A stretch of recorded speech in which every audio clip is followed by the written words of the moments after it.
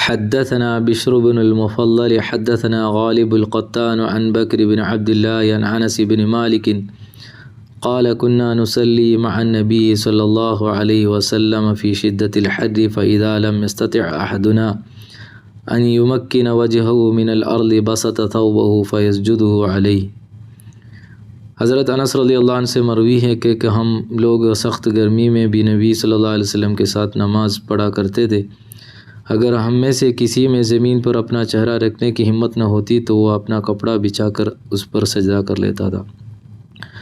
അനസ് റളിയല്ലാഹു അൻഹുവിൽ നിന്ന് ഉദ്ധരിക്കുന്നു, ഞങ്ങൾ വളരെ ശക്തമായ ചൂടുള്ള സമയത്ത് നബി സല്ലല്ലാഹു അലൈഹി വസല്ലം തങ്ങളുടെ കൂട്ടത്തിൽ നമസ്കരിക്കുമായിരുന്നു. ഞങ്ങളിൽ ഭൂമിയിൽ ഞങ്ങൾ സുജൂദിൽ തലവെക്കുന്ന സമയത്ത്, മുഖം വെക്കുന്ന സമയത്ത് അതിന് ചൂട് കാരണം പ്രയാസമുണ്ടാകുക, ധൈര്യമില്ലാതെ വരുന്ന സമയത്ത് തുണി ഇട്ടുകൊണ്ട് അതിൽ ഞങ്ങൾ സുജൂദ് ചെയ്യുമായിരുന്നു.